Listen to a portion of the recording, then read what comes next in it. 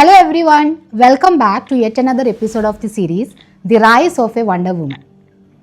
ഇന്ന് നമ്മൾ സംസാരിക്കാൻ പോകുന്നത് എൻ്റെ പേഴ്സണൽ ഫേവറേറ്റ് ആയിട്ടുള്ളൊരു ടോപ്പിക്കിനെ കുറിച്ചാണ്. ഞാൻ എൻ്റെ കുട്ടിക്കാലത്തെക്കുറിച്ച് ആലോചിക്കുമ്പം എൻ്റെ മനസ്സിൽ ആദ്യം വരുന്നത് വളരെ ചെറിയൊരു വീട്, അതിലും ചെറിയൊരു റൂം.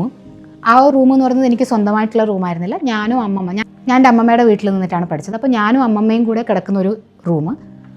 ആ റൂമിൽ ചെറിയൊരു കട്ടിൽ, പിന്നെ ഒരു ജനാലയ്ക്ക് ഫേസ് ചെയ്തിട്ട് ഒരു ചെറിയൊരു ടേബിൾ, അതായത് പഴയ ഒരു ഇരുമ്പിൻ്റെ ടേബിൾ ഉണ്ടല്ലോ, ഒരു ഗ്രീൻ കളറിലുള്ള ആ ഒരു ടേബിൾ. ഈ ഒരു ടേബിളിൻ്റെ മുകളിൽ എനിക്ക് പഠിക്കാനുള്ള പുസ്തകങ്ങളുണ്ടാവും. അതേപോലെ ഞാൻ ലൈബ്രറിയിൽ നിന്ന് എടുക്കുന്ന ചില പുസ്തകങ്ങൾ, വായിക്കാനുള്ള ചില പുസ്തകങ്ങളുണ്ടാവും.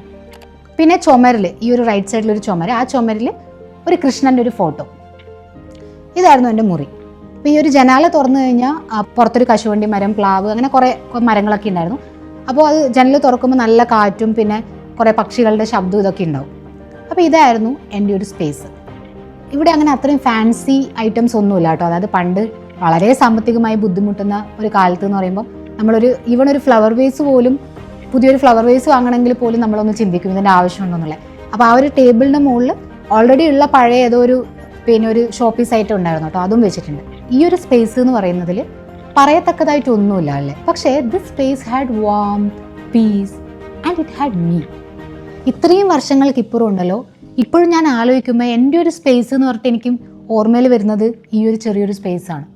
വർഷങ്ങൾ കഴിഞ്ഞു, ഞാൻ പഠിച്ചു, ജോലി കിട്ടി, കുറേ ഉത്തരവാദിത്തങ്ങൾ, പിന്നെ നമ്മൾ സ്വന്തമായിട്ട് വീട് വെച്ചു. അപ്പോൾ ഇതൊക്കെ ചെയ്തപ്പോഴും I realised I never created a space for me.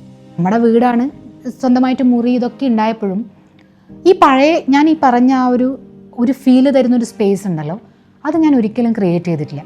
കാരണം ഞാൻ എപ്പോഴും ഓട്ടത്തിലായിരുന്നു. ജോലി, വീട്, ഉത്തരവാദിത്തങ്ങൾ, ഇതിൻ്റെ ഒക്കെ ഇടയിൽ I never had a space to reconnect with myself. ഞാൻ കോയമ്പത്തൂരായിരുന്നു വർക്ക് ചെയ്തത്. അപ്പോൾ ലീവ് കിട്ടുന്ന സമയത്ത് ഞാൻ നാട്ടിലോട്ട് പോകും. വീട്ടിൽ ആ ഒരു ദിവസങ്ങൾ സ്പെൻഡ് ചെയ്തിട്ട് തിരിച്ചു പോകും. അപ്പോൾ ആ വീട്ടിലുള്ള സമയത്ത് നല്ലോണം ഭക്ഷണം കഴിക്കുക, എന്തെങ്കിലുമൊക്കെ സിനിമ കാണുക, നന്നായിട്ട് ഉറങ്ങുക, പിന്നെ മറ്റ് റിലേറ്റീവ്സിനൊക്കെ മീറ്റ് ചെയ്യുക. ഇതിൻ്റെ ഒക്കെ ഇടയിൽ കുറച്ച് സമയം ഒന്ന് ഇരുന്ന് റിലാക്സ് ചെയ്ത് നമ്മുടെ ആ ഒരു ഇന്നർ സെൽഫുമായിട്ടൊന്ന് കണക്ട് ചെയ്യാൻ വേണ്ടിയിട്ടുള്ളൊരു സ്പേസ് ഞാൻ ഒരിക്കലും ക്രിയേറ്റ് ചെയ്തിട്ടില്ല. അതായത് ജോലി കിട്ടി, അത്യാവശ്യം ഏൺ ചെയ്യാനൊക്കെ തുടങ്ങിയപ്പോഴും കുട്ടിക്കാലത്ത് എൻ്റെ ഏറ്റവും വലിയ ആഗ്രഹം എന്ന് പറയുന്നത് നല്ലൊരു വീടും ഇതൊക്കെ ഉണ്ടാകുന്ന സമയത്ത് നല്ലൊരു സ്പേസ്, അതായത് എനിക്ക് പുസ്തകങ്ങൾ വായിക്കാനൊക്കെ ഇഷ്ടമായിരുന്നു. അപ്പം ഒരു പുസ്തകങ്ങളൊക്കെ വെക്കാനുള്ളൊരു ഏരിയ ഒന്നും ഇല്ലാതിരുന്ന ആ ഒരു കുട്ടിക്കാലത്തുണ്ടല്ലോ, ആ ഒരു ചെറിയ സ്പേസ്, ഞാൻ ആ ഒരു ടേബിളിനടുത്ത് വന്നിരുന്ന് ജനലും തുറന്നിരിക്കുമ്പം എനിക്ക് കിട്ടിയിട്ടുള്ള ആ ഒരു പീസ് ഉണ്ടല്ലോ, ആ ഒരു സാധനം ഞാൻ ജോലി ചെയ്യാൻ തുടങ്ങി, ഏൺ ചെയ്യാനൊക്കെ തുടങ്ങിയപ്പോഴും ഞാൻ എനിക്ക് വേണ്ടി അത് ക്രിയേറ്റ് ചെയ്തിട്ടില്ല എന്നുള്ളൊരു കാര്യം ഞാൻ തിരിച്ചറിഞ്ഞു. സോ ഞാൻ ഇപ്പോൾ റിയലൈസ് ചെയ്തിട്ടുള്ള ഒരു വളരെ പ്രധാനപ്പെട്ട കാര്യമാണ് ഞാനിപ്പോൾ നിങ്ങളുമായിട്ട് ഷെയർ ചെയ്യുന്നത്.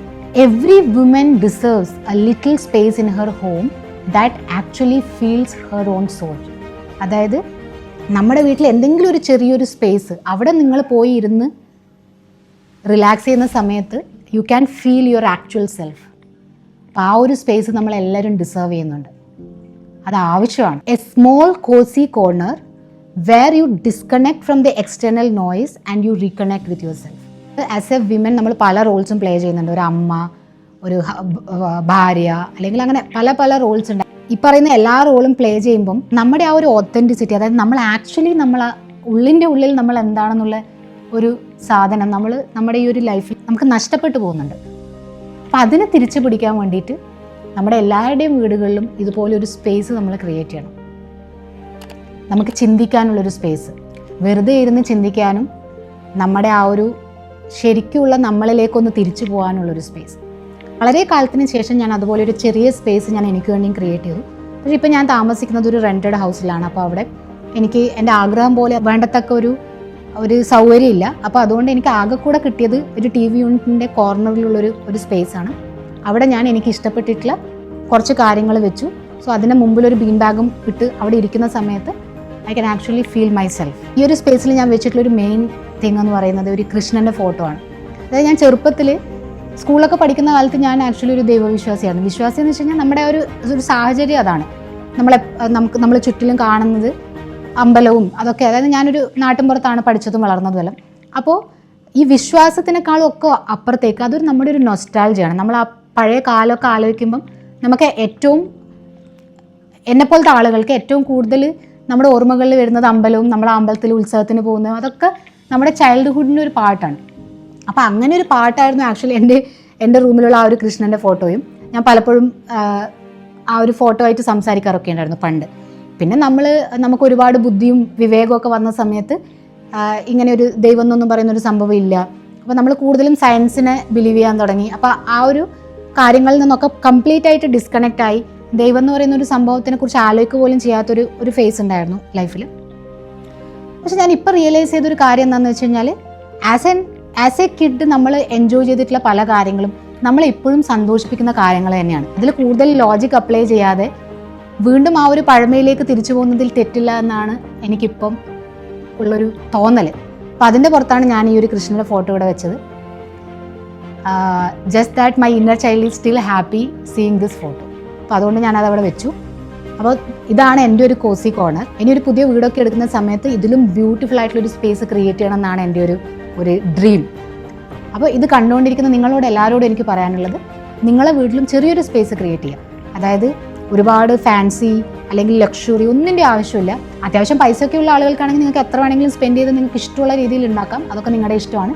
പക്ഷേ അങ്ങനെ ഈ പുതിയ സാധനങ്ങളൊന്നും വാങ്ങാൻ എൻ്റെ കയ്യിൽ പൈസ ഇല്ല എന്നൊക്കെ ചിന്തിക്കുന്ന ആളുകളാണെങ്കിൽ നിങ്ങളുടെ വീട്ടിലുള്ള എന്തെങ്കിലുമൊക്കെ വെച്ച്, അതായത് നിങ്ങളിപ്പോൾ പുസ്തകമൊക്കെ വായിക്കുന്ന ആളാണെങ്കിൽ ഒരു 1-2 പുസ്തകമൊക്കെ അവിടെ വെച്ച്, അതായത് ആ ഒരു സ്പേസ് കാണുന്ന സമയത്ത് ഇവിടെ ഉള്ളിൻ്റെ ഉള്ളിൽ നമ്മൾ ഇഷ്ടപ്പെടുന്ന ചില കാര്യങ്ങൾ ഇൻക്ലൂഡ് ചെയ്യാൻ ശ്രമിക്കുക.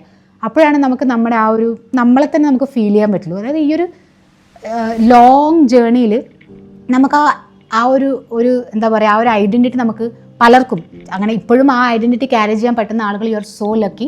പക്ഷേ മിക്കവാറും എല്ലാ സ്ത്രീകളുടെയും ലൈഫിൽ ആ ഒരു ആക്ച്വൽ ഐഡൻറ്റിറ്റി നഷ്ടപ്പെടുന്നുണ്ട്.